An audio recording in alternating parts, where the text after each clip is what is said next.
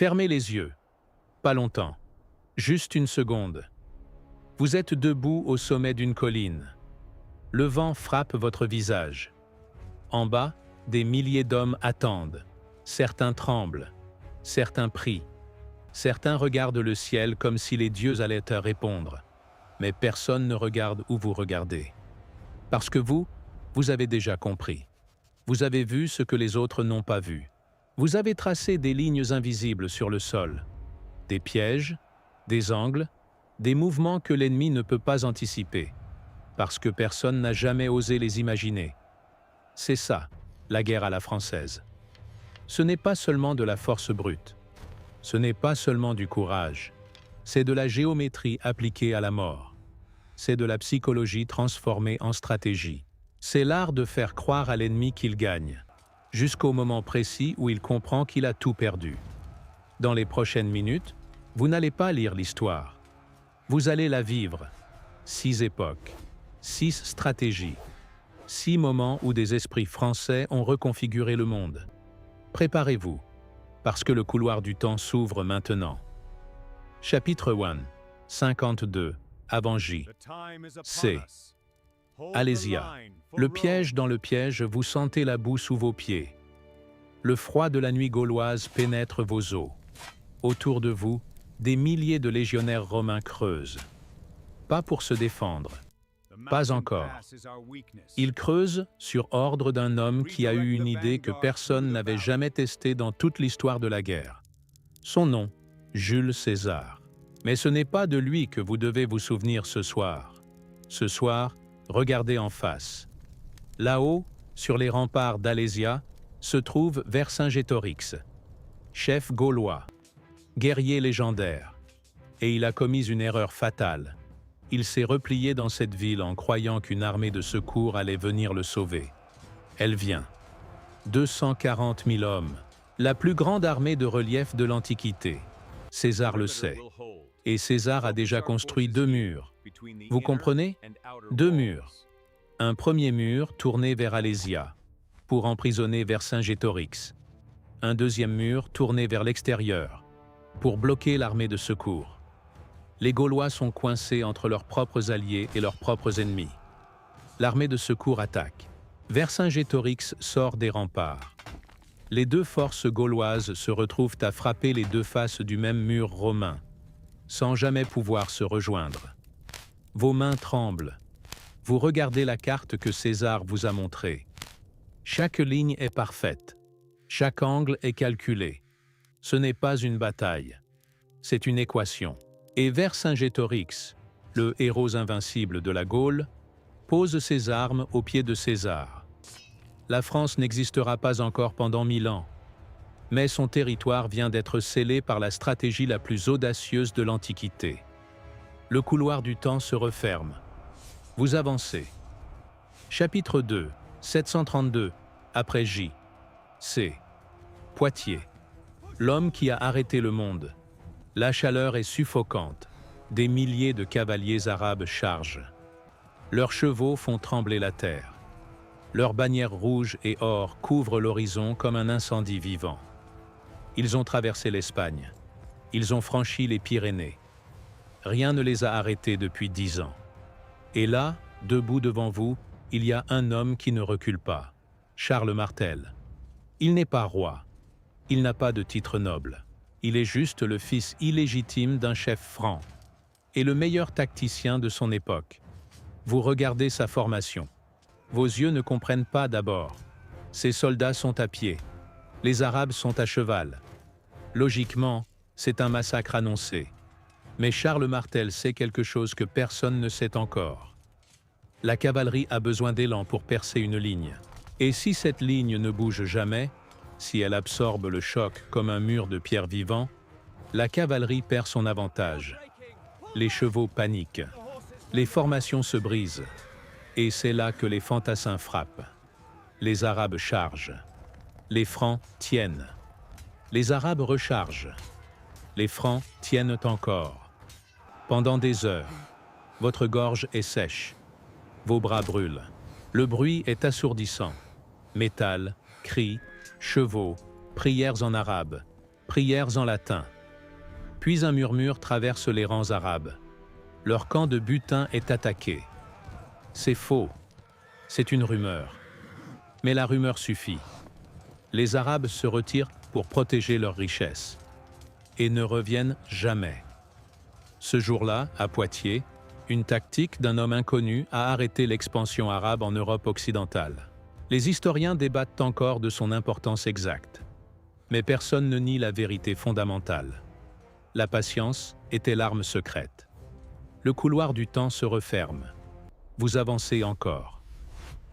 Chapitre 3, 1429. Orléans. La stratégie de l'impossible, vous entendez sa voix avant de la voir. Elle n'a pas 17 ans. Elle n'a jamais tenu une épée de sa vie avant cette année. Et pourtant, chaque homme dans ce camp l'écoute, comme s'il écoutait Dieu lui-même. Jeanne d'Arc. La ville d'Orléans est assiégée depuis 7 mois. Les Anglais contrôlent tous les accès. Les généraux français ont abandonné tout espoir. La guerre de 100 ans dure depuis presque un siècle. La France est épuisée. Et puis elle arrive. Mais voici ce que personne ne vous a jamais dit. Son génie n'était pas militaire au sens classique. Son génie était psychologique. Jeanne a compris quelque chose que les généraux avaient oublié. Les soldats français ne perdaient pas parce qu'ils étaient inférieurs. Ils perdaient parce qu'ils ne croyaient plus en eux-mêmes. Chaque défaite avait planté une graine de doute, et ce doute était devenu leur vraie prison, bien plus solide que les fortifications anglaises. Jeanne n'a pas apporté une nouvelle stratégie de combat. Elle a apporté quelque chose de plus puissant. Elle a apporté la certitude. Vous la regardez chevaucher devant les troupes. Son étendard blanc dans le vent. Sa voix qui ne tremble pas. Son regard qui ne baisse jamais. Et vous voyez quelque chose se passer dans les yeux des soldats autour de vous. Quelque chose que vous ne pouvez pas expliquer rationnellement. La peur ne disparaît pas, mais elle change de place. Elle passe de leur côté vers le côté anglais. En 9 jours, les bastions anglais tombent. 9 jours. 7 mois de siège. 9 jours de certitude. La stratégie la plus sous-estimée de toute l'histoire militaire, croire qu'on peut gagner. Le couloir du temps se referme. Chapitre 4. 2 décembre 1805. Austerlitz, le chef-d'œuvre. Parfait. La brume du matin enveloppe tout. Vous êtes dans le quartier général de Napoléon Bonaparte. Il est 4 heures du matin. L'empereur ne dort pas. Il marche. Il regarde des cartes.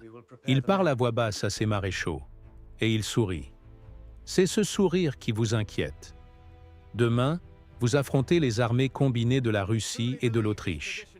Ils ont plus d'hommes. Ils ont plus de canons. Et ils ont quelque chose d'autre. Ils ont la confiance. Ils croient que Napoléon est piégé. Napoléon le sait. Et il l'a voulu. Voici le plan. Et quand vous le comprenez, votre cerveau s'arrête une seconde. Napoléon a délibérément affaibli son aile droite. Il a montré une faiblesse là où il était fort. Il a fait en sorte que les Alliés croient qu'ils pouvaient le contourner par la droite, prendre ses arrières, couper sa ligne de retraite. Les Alliés tombent dans le piège. Ils concentrent leurs meilleures forces sur l'aile droite française, en vidant leur propre centre. Et c'est là que Napoléon frappe. Ses gardes, ses meilleures troupes, percent le centre allié affaibli comme un couteau dans du beurre. L'armée alliée est coupée en deux. 2 armées séparées, incapables de se reformer, incapables de se coordonner. En quelques heures, 2 empires sont détruits. Vous regardez les chiffres. 75 000 Français contre 85 000 Alliés. Résultat, 36 000 morts et prisonniers alliés. 9 000 pertes françaises. Ce n'est pas une victoire militaire. C'est une démonstration mathématique. Wellington, le plus grand général anglais, étudiera cette bataille pendant des décennies. Il dira plus tard: « Je ne m'en remets pas encore. » Le couloir du temps se referme. Chapitre 5. Septembre 1914. La Marne. Le taxi qui a sauvé la France, vous, êtes dans Paris. La ville est silencieuse d'une façon qui fait peur. Les cafés sont fermés. Les rues sont vides. L'armée allemande est à 40 km. Le gouvernement français vient de fuir à Bordeaux. C'est fini, disent les gens. Mais le général Joffre regarde sa carte. Et il voit une chose que les Allemands n'ont pas vue. Le plan Schlieffen, la stratégie allemande, était parfait sur le papier. Encercler Paris par le nord. Forcer la capitulation en quelques semaines. Éviter la guerre sur 2 fronts. Parfait. Calculé. Incontestable.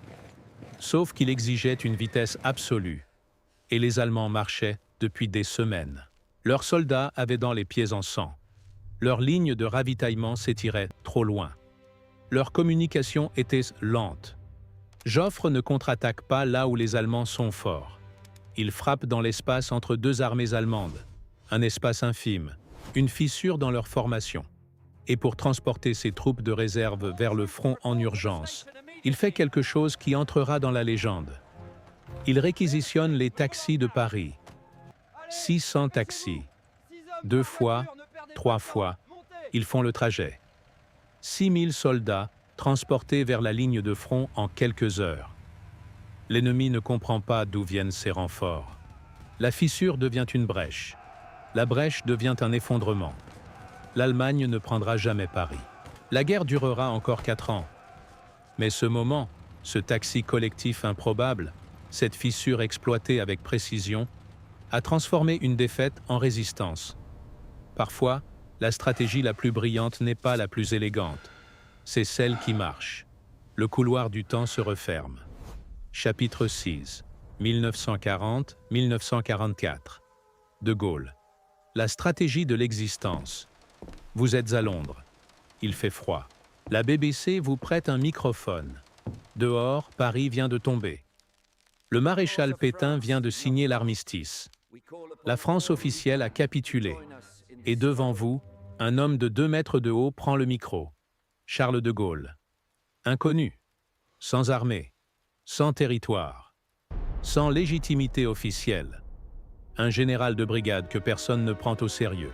Mais il a compris quelque chose que tous les autres ont raté. La France n'est pas vaincue si la France refuse de l'être. Ce n'est pas une stratégie militaire classique. C'est une stratégie de l'identité. Une stratégie de l'existence. De Gaulle ne combat pas avec des chars. Il combat avec des mots, des symboles, des images. Il maintient la fiction légale d'une France libre, souveraine, présente dans la guerre, jusqu'à ce que cette fiction devienne réalité. Il comprend que la guerre n'est pas seulement gagnée sur les champs de bataille, elle est gagnée dans les esprits, dans les mémoires, dans la perception que les Alliés ont de vous. Et cela change tout, parce que quand les Alliés libèrent Paris en 1944, De Gaulle est là, la France est là, pas comme un pays libéré, mais comme un pays qui a continué à exister. Vous regardez autour de vous. Ces 6 stratégies couvrent 2000 ans d'histoire. Elles sont toutes différentes, mais elles partagent quelque chose. Une ligne invisible les traverse toutes. Aucun de ces hommes, aucune de ces femmes n'a gagné en faisant ce que l'ennemi attendait. César a construit 2 murs quand un seul était logique. Charles Martel a utilisé des piétons contre des cavaliers. Jeanne d'Arc a remplacé la tactique par la conviction. Napoléon a montré sa faiblesse pour créer une force. Joffre a utilisé des taxis de ville pour sauver un pays. De Gaulle a existé quand tout lui disait de disparaître. La vraie stratégie française n'est pas une technique, c'est une philosophie. Faire l'impossible avec ce qu'on a. Penser là où l'ennemi ne regarde pas. Transformer la contrainte en avantage. Et maintenant, vous connaissez le secret. Cliffhanger. Finalement, voici la question que personne ne vous pose jamais. Si ces stratégies ont changé le cours de l'histoire, si elles ont sauvé des civilisations, redessiné des frontières, reconfiguré des empires, combien de stratégies similaires ont échoué? Combien de généraux ont eu la même idée que César et ont perdu? Combien d'inconnus ont cru avoir la certitude de Jeanne d'Arc et sont mortes dans l'anonymat? Combien de plans parfaits, comme Austerlitz, ont terminé en désastre total? La vraie leçon n'est pas que ces stratèges étaient des génies. La vraie leçon est qu'ils ont osé, et que l'histoire n'appartient pas aux prudents. Elle appartient à ceux qui regardent le champ de bataille, voient ce que les autres ne voient pas et décident d'agir quand même. Le couloir du temps se referme définitivement. Mais la prochaine stratégie, c'est la vôtre.